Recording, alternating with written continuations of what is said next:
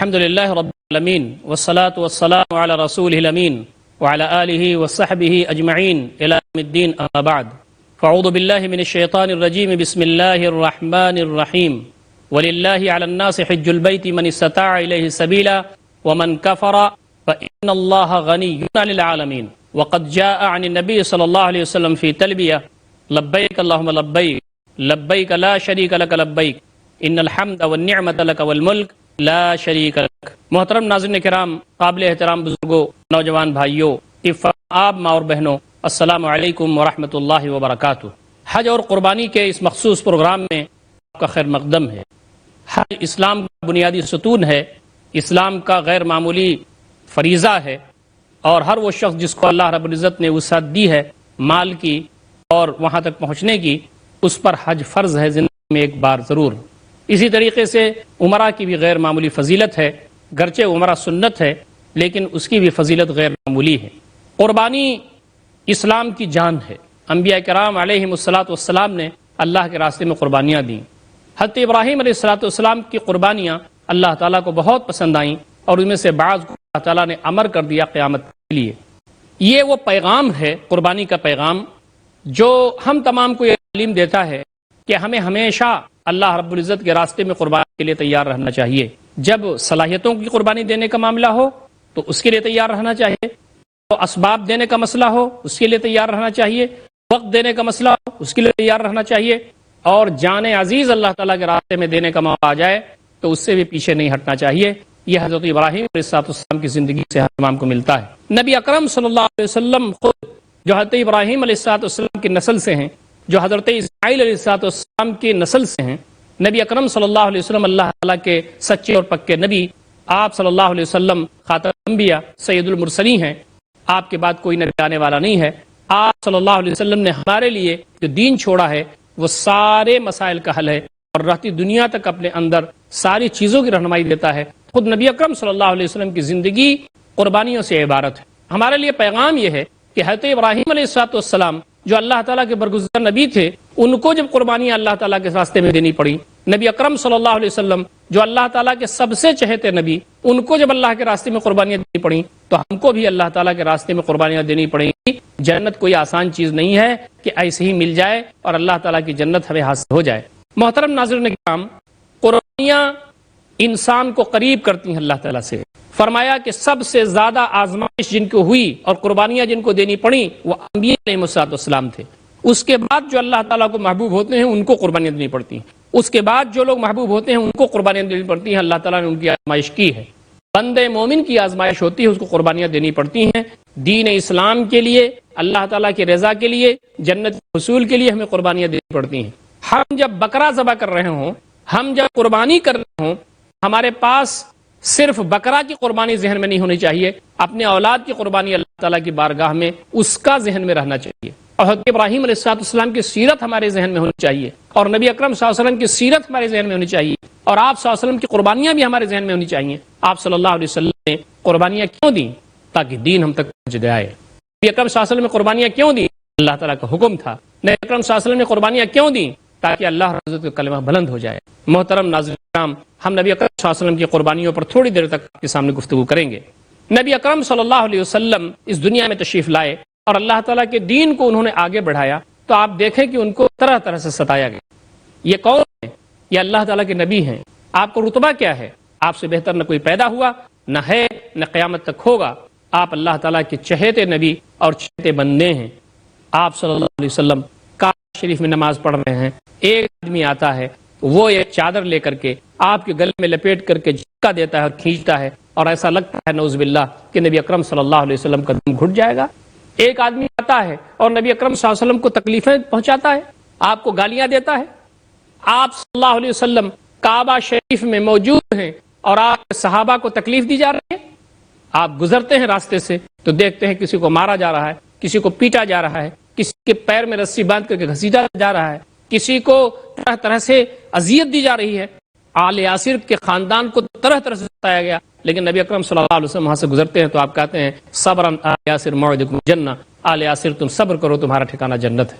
محترم ناظرین کرام، نبی اکرم صلی اللہ علیہ وسلم اللہ تعالیٰ کے سچے رسول تھے، آپ خانے کعبہ میں اگر دعا کر دیتے کہ بار الہ سارے مشرکین کافرین دشمنان اسلام کو ختم کر دے اور دین میرا غالب کر دے، تو دین غالب ہو جاتا، اس لیے کہ آپ اللہ تعالیٰ کے سچے پکے نبی تھے، آپ کی دعا اللہ تعالیٰ قبول فرماتا۔ لیکن اللہ رب العزت نے یہ کہا کہ اے میرے نبی، یہ راستہ آپ کو نہیں اختیار کرنا ہے، آپ کو راستہ جہد مسلسل کا اختیار کرنا ہے، محنت و مشقت کا اختیار کرنا ہے، قربانیوں کا اختیار کرنا ہے۔ نبی اکرم صلی اللہ علیہ وسلم نے دعاؤں کے ذریعے دین کو غالب نہیں کیا ہے، بلکہ اس کے راستے میں قربانیاں دیں، آپ صلی اللہ علیہ وسلم کو ستایا گیا، آپ صلی اللہ علیہ وسلم کو گالیاں دی گئیں، آپ صلی اللہ علیہ وسلم کو پتھر مارے گئے، آپ صلی اللہ علیہ وسلم کی جسم اطہر سے خون نکل کر کے آپ کی جوتیوں میں اکٹھا ہوتا تھا، آپ صلی اللہ علیہ وسلم کے دندان مبارک شہید کیے گئے، آپ صلی اللہ علیہ وسلم کے رخ انور سے خون نکلتا تھا، آپ صلی اللہ علیہ وسلم کو طرح طرح سے ستایا گیا،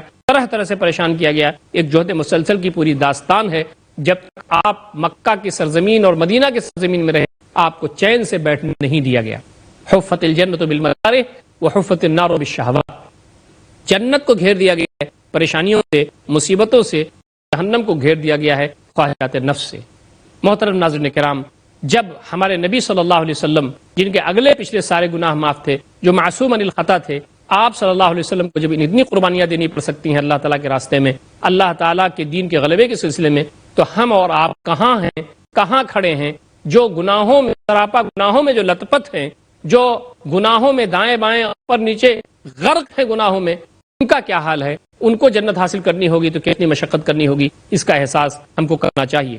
انس رضی اللہ تعالیٰ عنہ سے روایت ہے، وہ کہتے ہیں قال رسول اللہ صلی اللہ علیہ وسلم، نبی اکرم صلی اللہ علیہ وسلم نے فرمایا لقد اوذیت فی اللہ، اللہ تعالیٰ کے راستے میں مجھے تکلیف دی گئی، وما یوضع احد، اتنی تکلیف کسی کو نہیں دی گئی، اخفت فی اللہ وما یخاف احد، مجھے اللہ کے راستے میں ڈرایا گیا، دھمکی دی گئی جتنا کسی کو نہیں ڈرایا گیا، ولا اتت علی 30 لیلہ، میرے اوپر 30 راتیں ایسی گزری ہیں، دن رات ملا کر کے، من یوم و لیلہ، دن رات ملا کر کے 30 راتیں میرے اوپر ایسی گزری ہیں، وما و بلال رضی اللہ تعالیٰ عنہ ما یاکلہ ذو کبد، کہ میرے اور بلال کے پاس کوئی چیز نہیں تھی جس کو کہ کوئی انسان یا کوئی ذی روح کھا سکتا، جس کے پاس کلیجہ ہو، یعنی جس کے پاس احساس ہو، جس کے پاس زندگی ہو، وہ کھا سکے۔ یہ عبارت ہے، ایک تعبیر ہے۔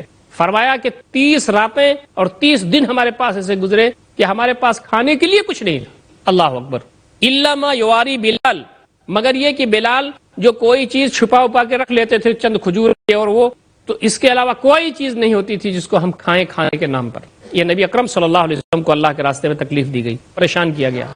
اللہ رب العزت کے صحت پیغمبر کھانے کی تکلیف اللہ تعالیٰ نے آزمائش میں ڈالا اور قربانی لی، نبی اکرم صلی اللہ علیہ وسلم نے قربانی دی۔ نبی اکرم صلی اللہ علیہ وسلم کو مشہور واقعہ ہے کہ آپ خانہ کعبہ میں تشریف رکھتے تھے، عقبہ بن ابی مقتول موجود تھا وہاں، حضرت ابوبکر رضی اللہ تعالیٰ عنہ بھی وہاں موجود تھے، اور ان لوگوں نے نبی اکرم صلی اللہ علیہ وسلم پر چڑھائی کر دی اور آپ صلی اللہ علیہ وسلم کو تکلیف پہنچانے کی کوشش کی۔ حضرت ابوبکر آگے بڑھے اور انہوں نے روکا۔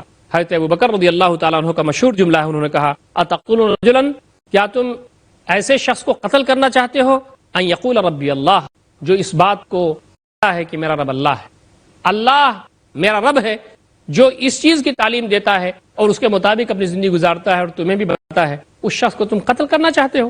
محترم ناظرین کرام، ہم کو سوچنا چاہیے کہ نبی اکرم صلی اللہ علیہ وسلم کی جو قربانیاں ہیں وہ غیر معمولی اہمیت کے حامل ہیں، اور ہم اور آپ کہاں کھڑے ہیں؟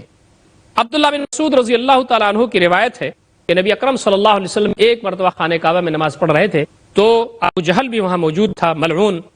اس نے کہا ایکم یاتینی جذوع بنی فلان، فلاں قبیلے میں اونٹ ذبح کیا گیا ہے، اس کی اوجھڑی اور اس کا بوجھ جو ہے وہ کون لائے گا؟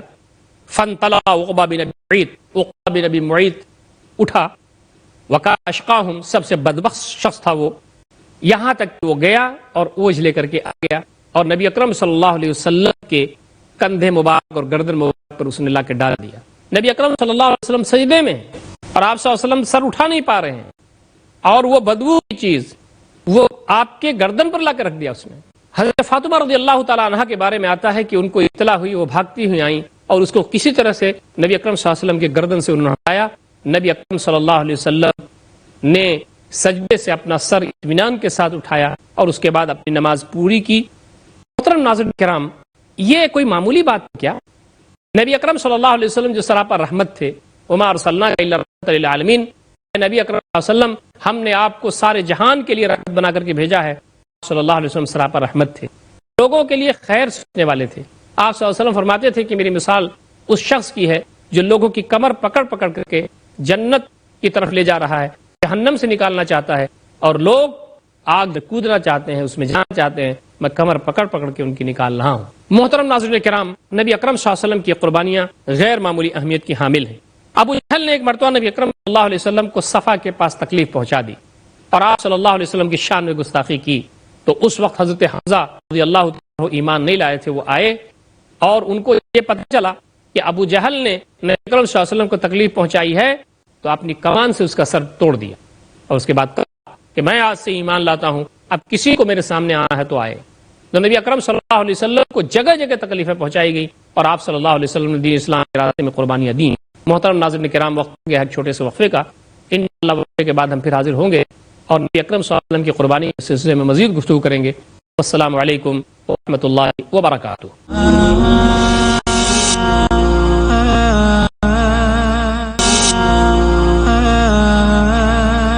محترم ناظرین کرام، وقفے کے بعد ہم پھر حاضر خدمت ہیں۔ نبی اکرم صلی اللہ علیہ وسلم کی قربانیوں کے بارے میں ہم گفتگو کر رہے ہیں۔ نبی اکرم صلی اللہ علیہ وسلم کی قربانیاں غیر معمولی ہیں۔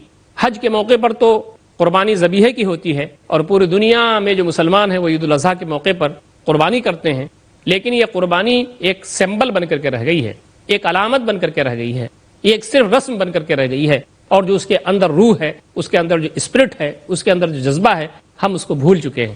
حضرت ابراہیم علیہ السلام نے غیر معمولی قربانیاں دیں اور نبی اکرم صلی اللہ علیہ وسلم نے غیر معمولی قربانی دی۔ عائشہ رضی اللہ تعالیٰ عنہ سے ایک روایت آتی ہے، نبی اکرم صلی اللہ علیہ وسلم کی زوجہ اور ہماری ماں انہا قالت، حضرت عائشہ رضی اللہ تعالیٰ عنہ نے کہا نبی اکرم صلی اللہ علیہ وسلم سے، ہل اتا علیک یوم، کیا آپ کے پاس کوئی دن ایسا بھی آیا، کان اشد علیک من یوم احد، جو احد کے دن سے بھی زیادہ شدید ہو؟ آپ کو معلوم ہے احد کے موقع پر جب تھوڑی دیر کے لیے جنگ میں افراتفری مچ گئی تھی اور مشرکین نے نقصان پہنچایا تھا مسلمانوں کو، صحابہ کرام کو، اس وقت حالات بہت نازک ہو گئے تھے اور نبی اکرم صلی اللہ علیہ وسلم کے ارد گرد گھیرا تنگ ہوتا جا رہا تھا۔ آپ صلی اللہ علیہ وسلم نے جرأت کے بہادری کے ساتھ سارے لوگوں کو اکٹھا کیا، اور کچھ صحابہ ایسے تھے جو نبی اکرم صلی اللہ علیہ وسلم کے دائیں بائیں مردانہ وار لڑ رہے تھے۔ اس وقت نبی اکرم صلی اللہ علیہ وسلم کے دندان مبارک شہید ہوئے تھے، آپ کے چہرے انور پر زخم آیا تھا۔ تو حضرت عائشہ رضی اللہ تعالیٰ عنہ کہتی ہیں کہ اے اللہ کے رسول، کیا آپ کے اوپر اس سے بھی سخت دن کوئی آیا ہے؟ نبی اکرم صلی اللہ علیہ وسلم کہتے ہیں لقد لقیت من قومک ما لقیت، تمہاری قوم سے مجھے تکلیفیں پہنچی ہیں، وہ تو پہنچی ہیں، بہت تکلیفیں ہیں جو پہنچی ہیں۔ وکان اشد ما لقیت منہم یوم العقبہ، اور سب سے شدید جو تکلیف مجھ کو پہنچی ہے وہ عقبہ کے دن پہنچی ہے۔ اذ عرضت نفسی علی ابن عبد یالیل بن عبد کلال، جب میں نے اپنے آپ کو عبد یالیل بن عبد کلال کے پاس پیش کیا کہ وہ مجھے کچھ سہارا دے، میری مدد کرے یا مجھے پناہ دے، فلم یجبنی، تو اس نے مجھے جواب نہیں دیا۔ وہ دن نبی اکرم صلی اللہ علیہ وسلم بہت شاق تھا۔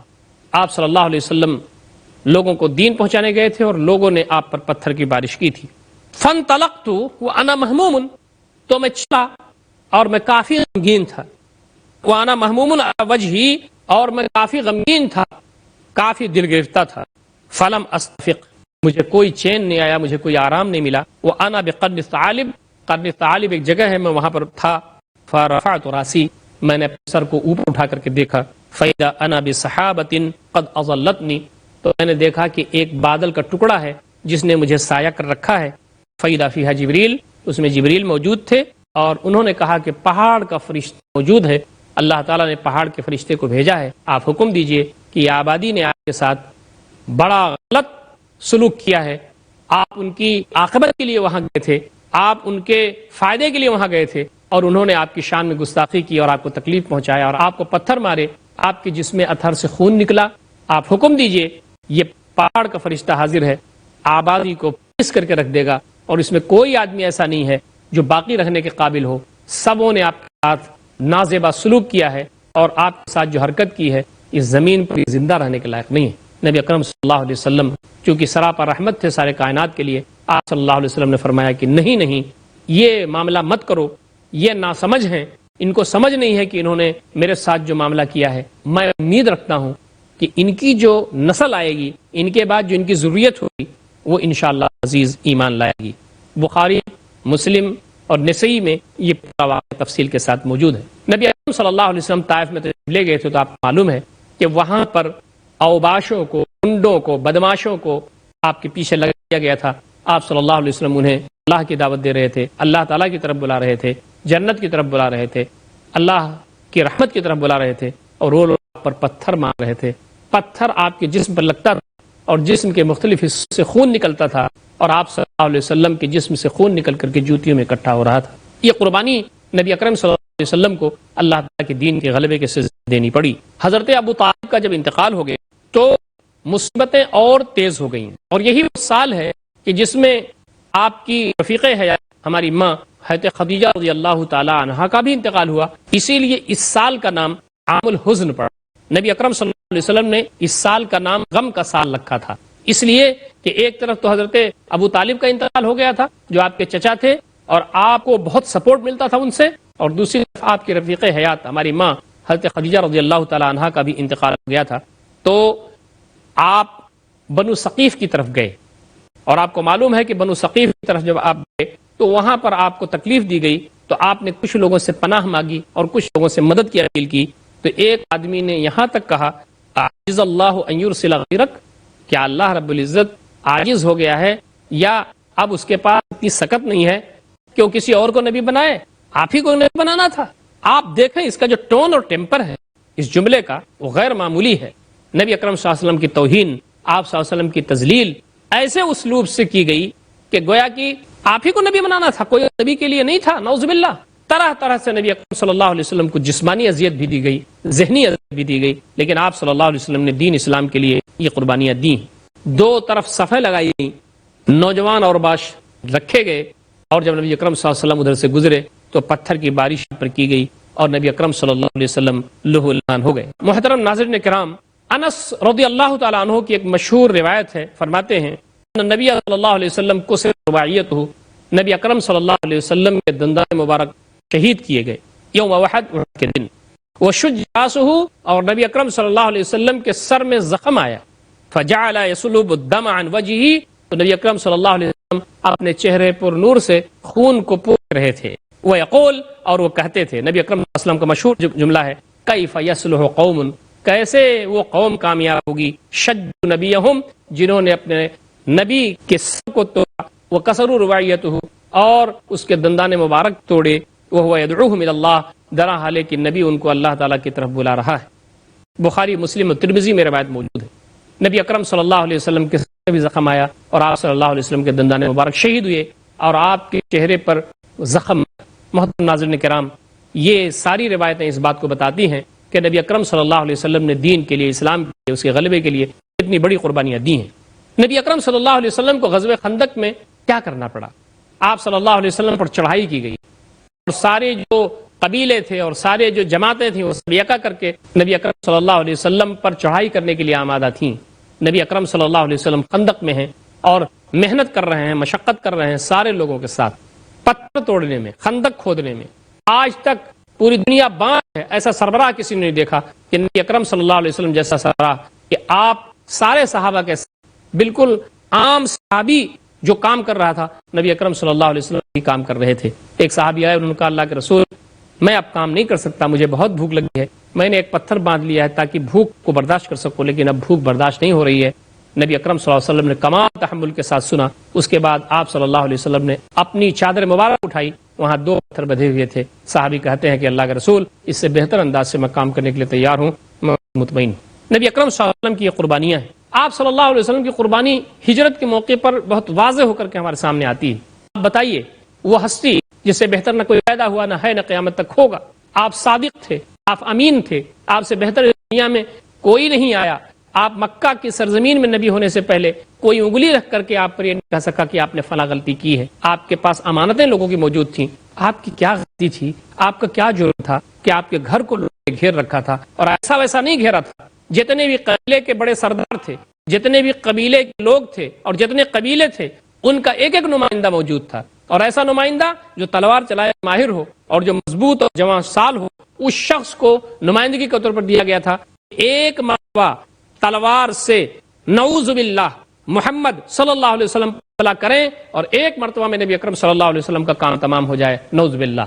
باقی عبد مناف کس سے قصاص لے گا؟ سارے لوگ گھر گھرے ہوئے ہیں، جن کی امانتیں نبی صلی اللہ علیہ وسلم کے پاس موجود ہیں، صادق ہیں، جو سچے ہیں، جو لوگوں کے کام آنے والے ہیں، کبھی کسی کو برا بھلا تک نہیں کہا، سب کے کام آتے رہے، سراپا رحمت تھے نبی صلی اللہ علیہ وسلم، گھر گھیرے ہوئے ہیں آپ صلی اللہ علیہ وسلم۔ اللہ تعالیٰ کے پکے اور سچے نبی تھے، مٹھی بھر خاک لی اور چہروں پر ڈالتے ہوئے نکل گئے۔ سب لوگ اندھے ہو گئے، ان کو نظر نہیں آ رہا تھا، آپ صلی اللہ علیہ وسلم سامنے سے گزر گئے اور آپ صلی اللہ علیہ وسلم کو ہجرت کرنی پڑی۔ آپ ہجرت کر رہے تھے اور مڑ مڑ کر کے مکہ کی طرف، مڑ مڑ کر کے مکہ کی طرف دیکھتے تھے اور کہتے تھے، مکہ تو مجھے کتنا عزیز ہے، میری جوانی تیرے درمیان گزری ہے، میرا بچپن تیرے درمیان گزرا ہے، اگر یہ لوگ مجھ کو نہ نکالتے تو میں نہ نکلتا۔ محترم ناظرین کرام، کیا کیا قربانیاں نبی اکرم صلی اللہ علیہ وسلم نے نہیں دی۔ سارے طور میں ہیں، ہجرت کے لیے نکلے ہیں، ابھی وہاں پڑاؤ ڈالے ہوئے ہیں۔ نبی اکرم صلی اللہ علیہ وسلم کی حکمت اور آپ صلی اللہ علیہ وسلم کا جو منصوبہ آپ پر ختم ہے۔ آپ صلی اللہ علیہ وسلم جو ہجرت، آپ سفر ہجرت ہے، ویل پلانڈ تھا، یعنی منصوبہ بندی اور مائکرو پلاننگ اس پر ختم تھی۔ نبی اکرم صلی اللہ علیہ وسلم غار ثور میں ہیں، وہاں پہنچ جاتے ہیں مشرکین، اور کیا کیا آپ کے ساتھ کس انداز سے پیش آتے ہیں اور کس انداز سے آپ کو ڈھونڈتے ہیں اور کس انداز سے چڑھائی آپ پر کرتے ہیں، لیکن آپ صلی اللہ علیہ وسلم نے حضرت ابوبکر سے کہا، گھبراؤ نہیں، ہم کو پا نہیں سکتے اس لیے کہ اللہ رب العزت ہمارے ساتھ۔ محترم ناظرین کرام، یہ قربانی محض صرف جانور ذبح کر گوشت کھانے کی قربانی نہیں ہے، بلکہ قربانیاں پوری زندگی سے عبارت ہیں۔ حضرت ابراہیم اور نبی اکرم صلی اللہ علیہ وسلم کی قربانیاں ہمارے لیے نمونہ۔ اللہ تعالی ہم تمام کو ان کی روشنی میں اپنی زندگی کا سفر آگے بڑھانے کی توفیق عنایت فرمائے۔ اقول قولی ھذا استغفر اللہ لی ولکم اجمعین واستغفروہ انہ الغفور الرحیم وآخر دعوانا الحمد للہ رب العالمین۔ السلام علیکم ورحمۃ اللہ وبرکاتہ۔